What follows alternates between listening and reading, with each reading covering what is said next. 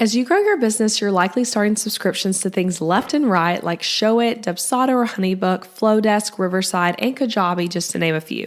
To get the best deals on your needed software and easy to understand info about why you might need that software and if it's right for you, head to elizabethmccravey.com/tools. This is my robust resource page full of the tools I use to run my business and what I recommend for my students and customers. You'll find everything from website tools to financial and legal tools, and even my go-to business bank and credit card. This page is free to access and just about guarantees to save you money with all the great promos and discount codes I have for these companies. So before you hit subscribe in that software, go to elizabethmccravey.com/tools to see if there's a deal to help you save a little extra money. Whether you're in the early days and months of your business or you've been at it a while, we all unfortunately do things that make business harder than it has to be. And I'm all about making my business enjoyable, easier, simplified, and sustainable for years and years to come versus creating something that you do for a hot second and then ultimately burn out on. And I'm sure a lot of you guys agree with that sentiment of like, let's make our businesses fun and easier. So today's episode is actually a recast episode that originally aired the week I celebrated 8 years of being a business owner. And now I'm here again over 9 years into business, and I'm recasting this episode as it was a super popular one. And these tips still apply, and I still agree with them around a year and a half later. So for a few years now, I've been focusing on simplifying my business to make time to work less, but make everything still work. And these are things that I've quit or never did in the first place that make my business easier and also more enjoyable that I think you should consider adding to your to quit list. So these are 14 things you might be doing that are making running your business harder. And these are things that, again, new and established business owners both do. These are not just rookie mistake things. These are mistakes you might be making, 10 years into business as well. So add these things to your to quit list because they are not worth it. So let's get into it. Your to quit list as a business owner of things that are making your life harder where you may not even realize it. So I'm on maternity leave right now with my third baby as this episode is airing. And I hope this episode is so helpful to you as you explore ways to simplify your business too. And be sure to subscribe to the podcast so you don't miss these episodes I'm dropping during my maternity leave.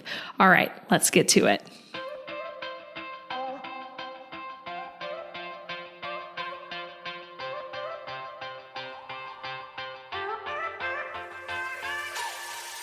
Hey guys, I'm Elizabeth McCravey, an online educator for entrepreneurs, website designer, wife, boy mom, and your host for the Breakthrough Brand podcast, the show that's all about pulling back the curtain on how to actually build a successful business. I don't skim the surface around here. If you want to dive deep into the nitty-gritty details of what it takes to run a sustainable business that fits your unique lifestyle while standing out in a crowd, then you are in the right place. I created a multiple six-figure a year business in my early 20s, and now in my 30s, I'm still running that successful multiple six-figure a year business on just part-time hours now as a working mom. I'm here to share everything I've learned and everything I'm still learning because I believe that the keys to building a thriving business should never be a secret. Here you'll find episodes that are actionable, direct, and fun, like friends chatting business over coffee, and a fresh, honest take on the reality of being an entrepreneur. If you're ready to master online marketing, website design, personal branding, mindset, time management as a busy parent, scalable and passive income, and business strategy, then this is the podcast for you. It's time to build your breakthrough brand. Let's do this.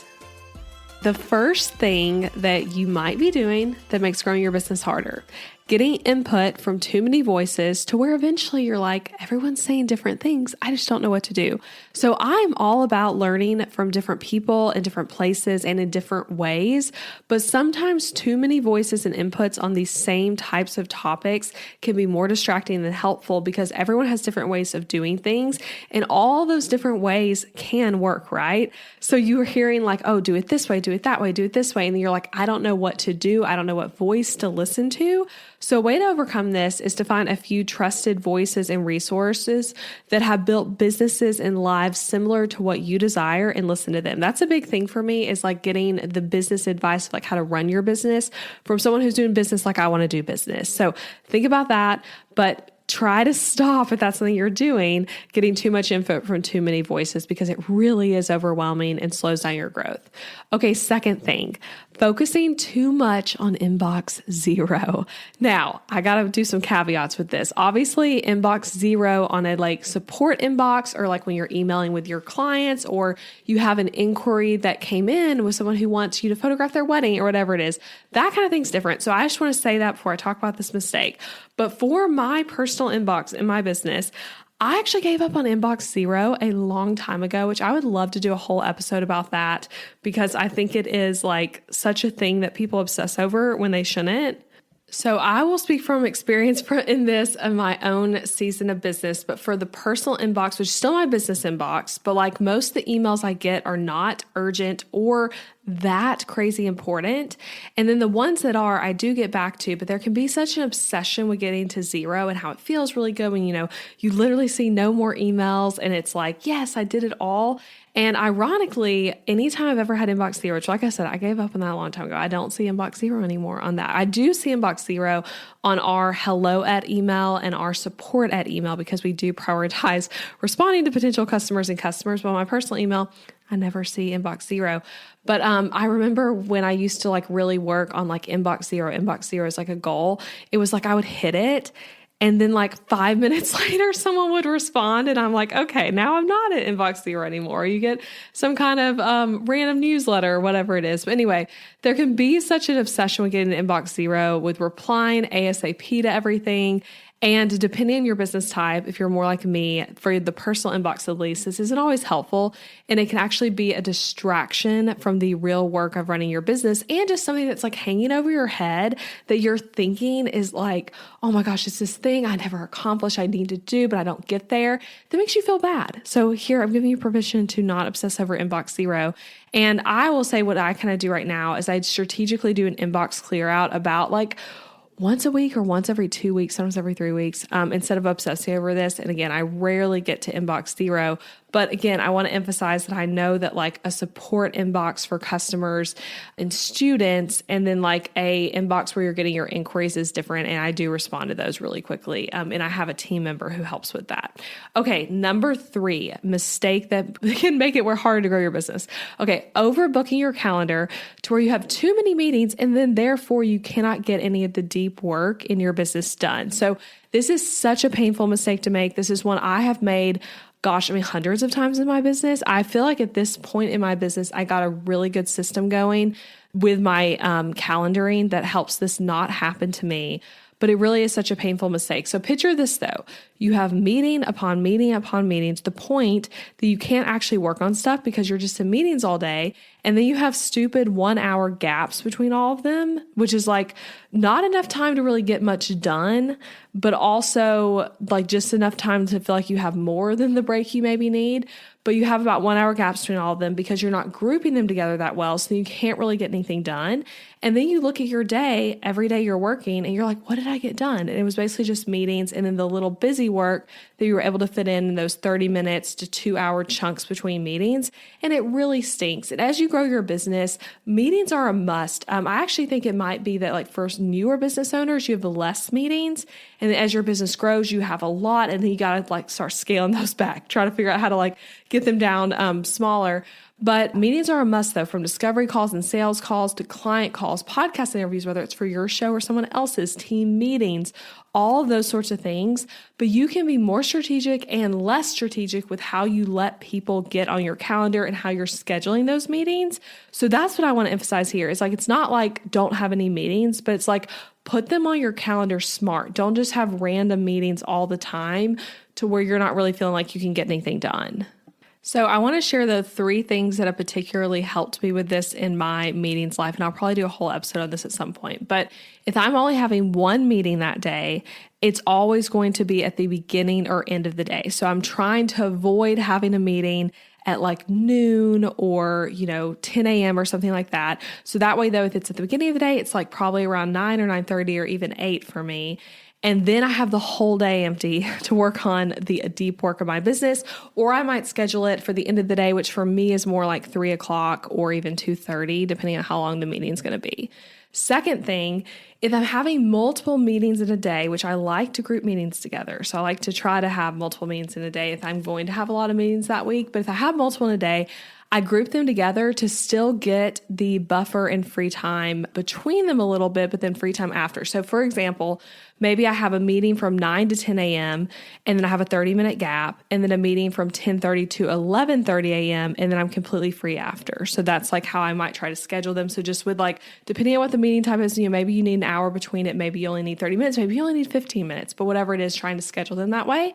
And then I assume for meetings to be shorter versus longer. So just challenge yourself of like, does the meeting really need to be an hour? Does it really need to be 2 hours? Or could it be like, 45 minutes or 30 minutes? And I know meetings often go long. So sometimes I will set a meeting as like 45 minutes, knowing we'll probably go a little bit over. But like if we had said it was going to be an hour, it would end up being an hour and 15 minutes or an hour and 30 minutes. So having this 45 minutes helps. Okay, number 4 thing that's making growing your business harder, just find everything out there, everything you could need without any real strategy. So someone tells you you need this tool and that course and this software. And so you're like, okay, I'm going to buy it all because that must be the solution, right? That must be the thing that's really going to take my business to the next level. And I'm all about moving quick on decisions like these versus obsessing over like, which CRM do I do? Which podcast host do I use? But at the same time, you can move too fast and end up with a ton of expensive subscriptions that you don't need, or courses you never take, or memberships you never even log into just because someone told you need to buy it and there was scarcity. So the platform or the course or the membership or whatever it is can't work for you unless you use it and need it. So a better solution is being strategic with what you buy and being willing to spend, but being willing to spend on the right things versus just like the thing everyone tells you need. So that's number 4. And number 5 is very similar and on the other side of things though, but being unwilling to spend money to make some money. And I both hate and love the phrase, you have to spend money to make money, right? We've all heard that. And I hate it because people overuse it as a concept to talk about how much they spend on their growth in order to sell you stuff. So, you hear the person being like, I've spent $100,000 on masterminds in the course of my business, and that's how I'm so rich. So that's why you need to buy my thing. Like you hear that, right? And I don't like that. But I also like this statement because I do think there's truth to it when someone's not trying to kind of like sleazy sell you using this statement, but we do have to spend some money to make some money. So with that though, you have to be willing to spend money, right? So the mistake you could make is almost being too frugal in your business. So not being willing to pay a team member that you really know could help you, or not being able to buy the software that will make your customer experience better and save you hours a week, or refusing to buy the course that you believe will help you finally launch the thing or help you grow your business how you're wanting to because you're like scared to make the investment. So I would say like a thing you want to do alternatively is invest, but invest smart. Okay, this next one, number 6, oh my gosh, seriously makes growing your business so much harder. So if you've been tuning me out at all, listen to this one. Not asking people where they found you so that you can use that data to do more of what's working. And what I mean by this is like the questions to customers and clients or on your contact form when just you're getting an inquiry that says something like, where did you find me? Or where did you first hear about, insert your business name there.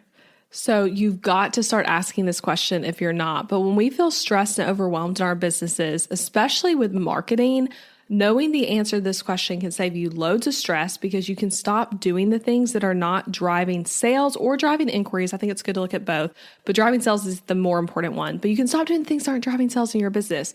So with that being said, you have to give things time. So don't start a podcast and then deem it not good if no sales come in from like 1 month of the podcast, or, starting Pinterest and deciding to flop after 2 months. You want to give those things time, but you can ask this question and then consistently evaluate what is making the cut of helping people find you and what isn't. So maybe you're spending tons of time on YouTube and you have been for years and you're not seeing any traction.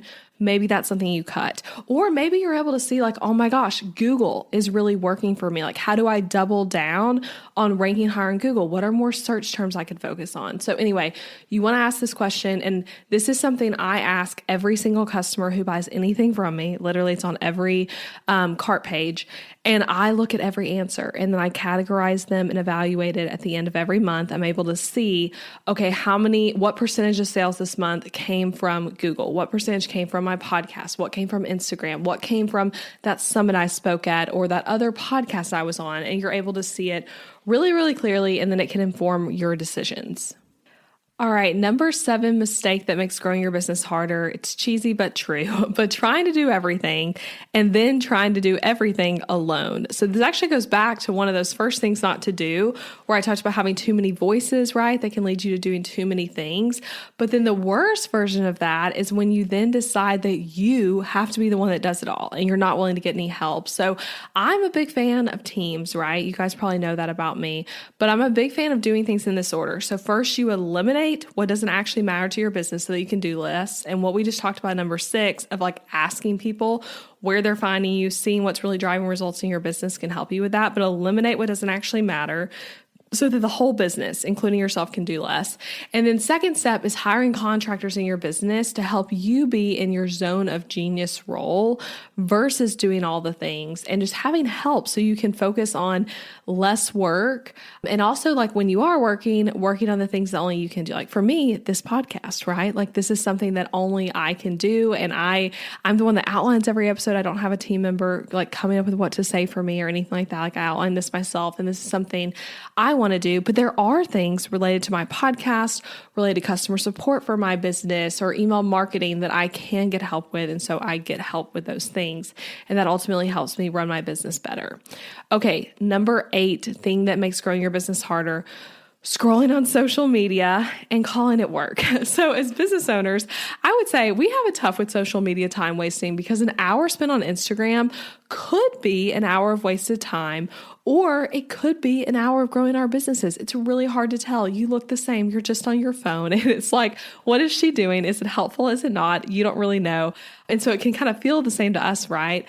But getting really conscious about how you're using social media is huge, especially when you're calling it work. So, I would say personally, and I know some people disagree with me on this, but if you want to scroll TikTok at night after work to wind down, or you're like gonna, browse Facebook Market and that's really enjoyable to you, that's great. But if you're spending hours a day on Instagram, TikTok, Facebook, all of that, and you're clocked in mentally on work, like you are literally like, you're saying, I'm clocked into work right now, but all you're doing is scrolling, and you're not scrolling to look for content ideas, you're just scrolling for fun, you're not actually working. And that's a huge miss and a time suck that is not going to help you grow your business. So I would challenge you to, when it's during what you're deeming your work time, to not be scrolling on social media, but instead to be showing up as a content creator, not a consumer.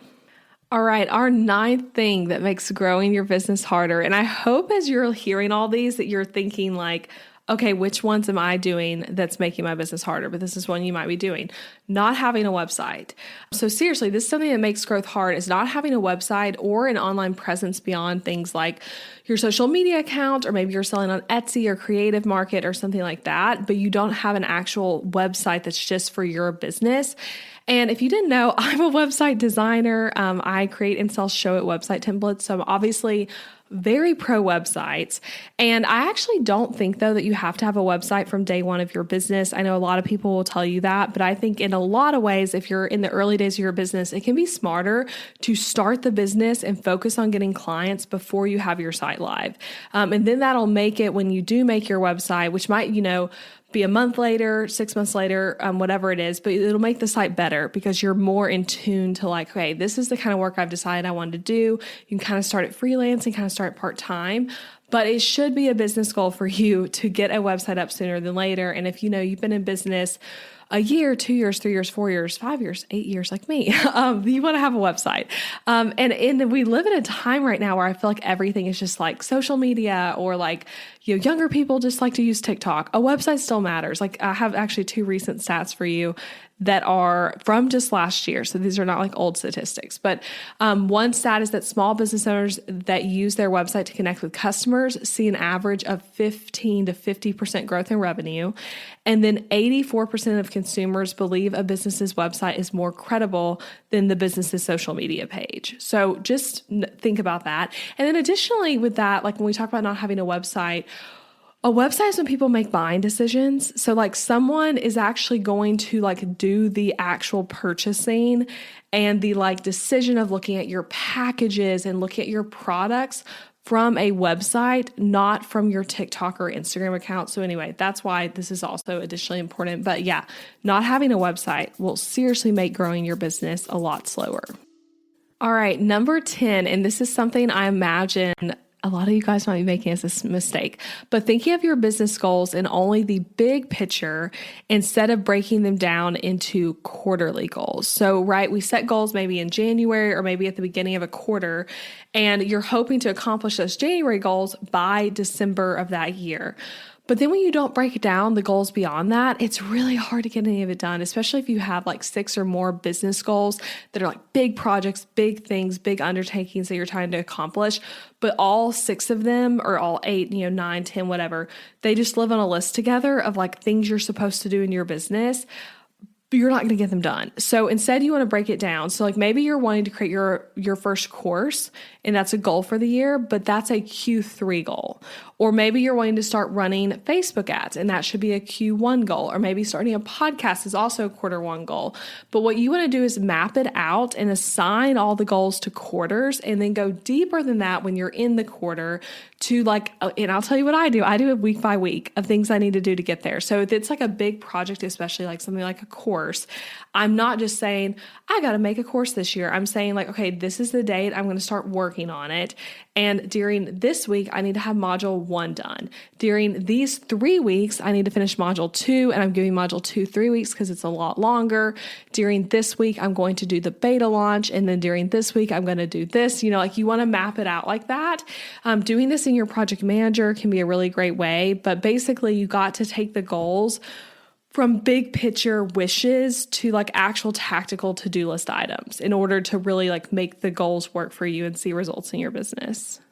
All right, the next thing making growing your business harder is deciding you have to have everything completely figured out before you take action. And this is a mistake I see so many business owners make, especially in the early days. And it can be easy to fall into this where you're like, I have to have this thing, all my ducks in a row. I have to have my website live, my social media live, my everything filed with the government that I'm a business before I try to get a client. Like that's one example of the way this could show up. But anyway, it's a mistake and it's procrastination disguised as perfectionism. And you might look at yourself as you're doing these things being like, I care a lot. That's why I'm doing this. I need it all to be great because that's like my priorities. And I'm someone who cares about things being all in order. But it really is like a bad form of procrastination. It'll get you nowhere fast. And as a business owner, one thing I've learned in 8 years of business is like how important it is to like the concept of, honestly, I think Mark Zuckerberg is the one that said this, but move fast and break things, which I love that quote and don't love it at the same time because it can have a negative connotation of people, you got to use that language in the startup world, but moving fast is important. And it's okay if things don't work out perfectly, but moving fast, making decisions fast and not overly procrastinating. Okay, number 12.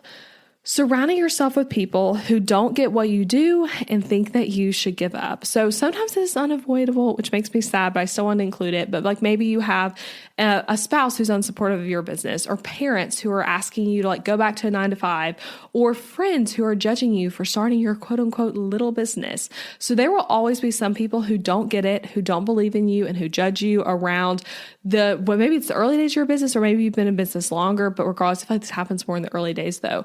And that's life, but your core people who you're talking about your ideas about your business with and what you're working on should be people who are all in with you. Okay. So just to restate that it's unavoidable that there will be people who maybe do not support you, but those are not the people that you need to go to with your new course idea or talking about what you're working on or what didn't go well that week, that kind of stuff. You want those people that you're talking to about that to be the people who are all in with you.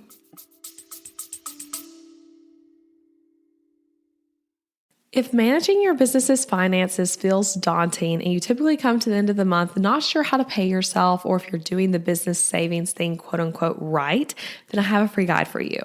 Over my 9 years of business, I've learned some financial skills the hard way, and a few years ago, I developed an 8-step process I go through at the end of each month.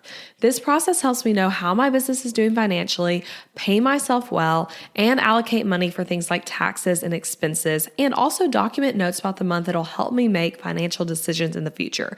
Again, I've been doing this process since early 2023, and it truly has changed the way I do my business for the better and has helped me ultimately make more money. And I want to help you do the same. So you can grab this 8-step process literally for free at elizabethmccravey.com/profit. There's a whole PDF guide for you there that you can download and go through for free. That's elizabethmccravey.com/profit. And Sarah Blakely, who is the founder of Spanx, and I absolutely just love her, but she has a quote about this, and I've heard her talk about this in other ways too, but I want to read the quote about ideas. And her story is that with Spanx, she didn't tell anyone about it when she had the idea for the company for a while. And here's what she said. So she said, I made a conscious decision not to tell anyone in my life, and you filled in with about Spanx. Now I tell people, don't tell anyone your idea until you have invested enough of yourself in it that you are not going to turn back. When a person has an idea at that conception moment, it is the most vulnerable. One negative comment could completely knock you off course. So I just think that's really important to remember, whether it's a new idea in your business or the idea of starting your business, that your idea in its infancy is so sensitive and you want to protect that and wait until, like Sarah Blakely said, you're like all in on it and you know you're not going to turn back and you've invested enough of yourself that you're like, hey, I'm doing this regardless, before you start telling people and soliciting outside opinions. All right, we have 2 more things that make growing your business harder. Okay, number 13, working all the time in every spare moment. Okay, and that might sound like, hey, won't that make growing my business better? But it doesn't. So I know in some seasons of business call for more hustle and are busier. And I'm going to say, like, you can lean into that. Like, that would be my advice. And I'm not going to say, like, don't go all in on a project that makes life feel a little crazier for a season. I know also in the early days of your business, it can feel like there is a lot of like, busy, working after the kids are asleep, waking up early to work and things like that. But those things should be a season. I was actually just in course creation mode for Podcast Success Blueprint while also being pregnant. And at the time I'm recording this for you guys, I'm actually 37 weeks pregnant. So if I sound a little breathy, that is why. And you will be hearing this after baby boy number 2 is already born, which is really fun. But just now during pregnancy in my second and third trimester, I was creating an online course. And I'll be honest, I was working more than usual for that reason because I needed the hours to get the course done. And I knew that wasn't forever. I had a schedule back on how I said, like, take your goals and make them practical. I had a course creation schedule I was working through, like, this is what needs to get done every week. And I got it done actually, like 3 weeks earlier because I was working faster, and working, a little bit more at night and also taking some other things off my to-do list from my business. But anyway, you don't want it to be forever. And also when you are in these kind of busy seasons, you want to make sure that they're short and that you're not neglecting your mental health, physical health, your faith, or your relationships during that time. But if you live like this all the time, where you're just working all the time and everything's about this business and growing it and like every spare moment is given to it, you'll ultimately lose productivity because your work output does decrease with like too much time and too little breaks. And you'll also probably lose the freedom that was the reason you wanted to start a business in the first place. And that's the biggest thing here. Like, too many people start businesses and then become just like a slave to their business, where they're not really like actually enjoying their life. They might as well just be working a 9 to 5 because they probably have more free time back. But instead they're just going crazy and not focusing on anything else in life besides their business. So anyway, I'd ask questions like, is that deadline really the deadline it has to be? Do I really need to work on this tonight? Or would it be better if I chilled out and enjoyed my business's freedom instead?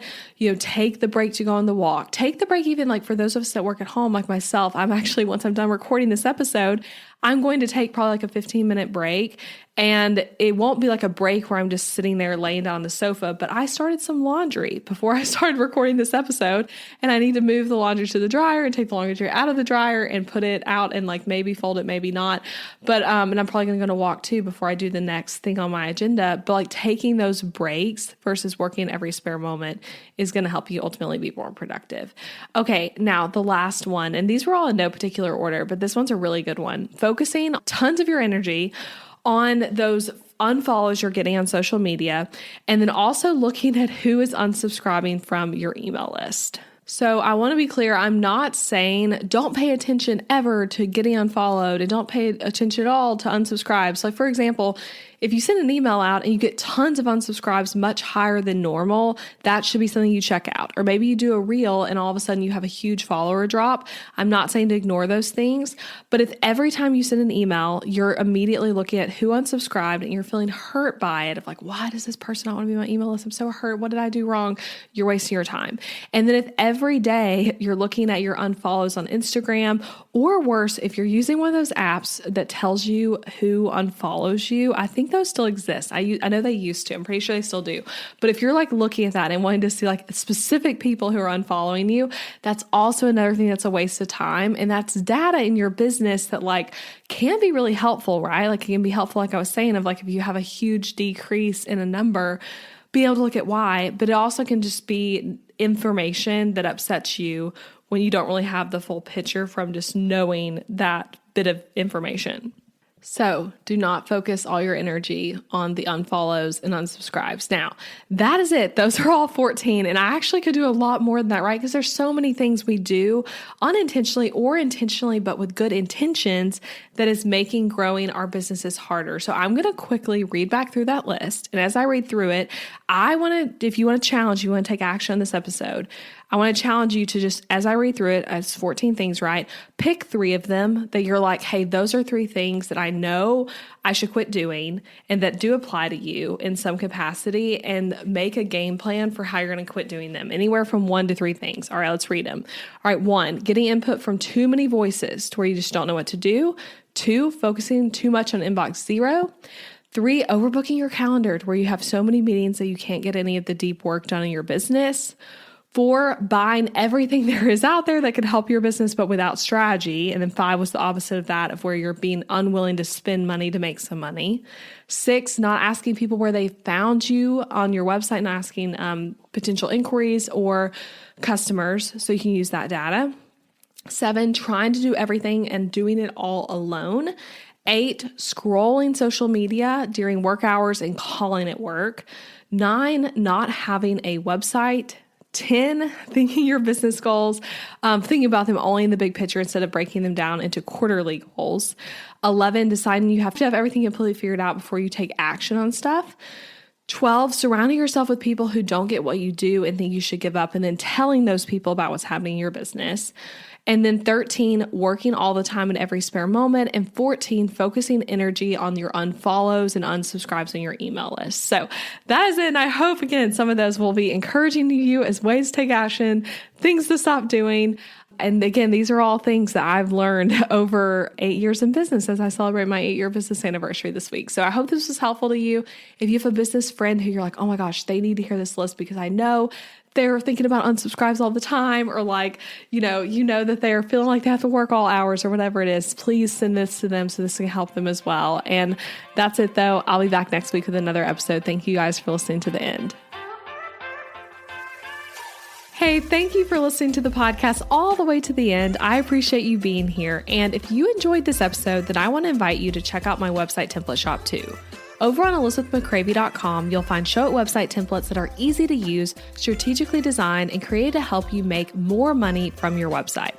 Maybe your current website is really boring, maybe it's a challenge to update, and maybe it's even the thing you feel like is holding your business back. Your website needs to be strategically and intentionally designed in order for it to convert your viewers into raving customers, and that's exactly what my templates do. These templates are designed to be SEO friendly on the back end, not just pretty, and also strategic with all the strategies I teach on this show, and they are easy for you to set up all by yourself. So shop them at elizabethmccravey.com/shop and come join thousands of happy customers using these templates.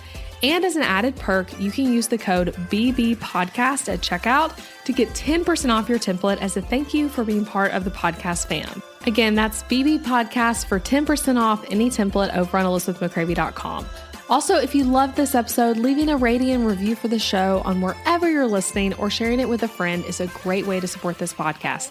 Thank you again for listening, and I'll be back next week with a new episode.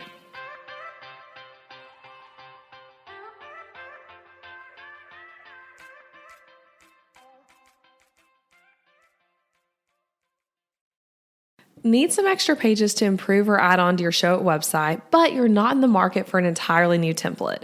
Been there. Sometimes you just need a little extra help to save you time as you add new things to your website as your business grows. That's why I put a huge focus on creating Showit add-on templates to meet your needs, including tons of add-ons that you won't find in any other template shop. From pages to promote yourself as a conference speaker, to pages to house information about your podcast, add-on templates to help you build a quiz lead magnet, favorite things pages, Instagram link in bio so you can ditch that Linktree subscription, and so much more. Head to elizabethmccravey.com/shop to see them all. There are so many more than what I just named, and you can even bundle them together to save more. But as a podcast listener, you can also use the code BBPOD to save an additional 15% off on your add-on or full site template purchase for a limited time. If you are hearing this ad right now, that means the deal is available. So go shop now using the code BBPOD.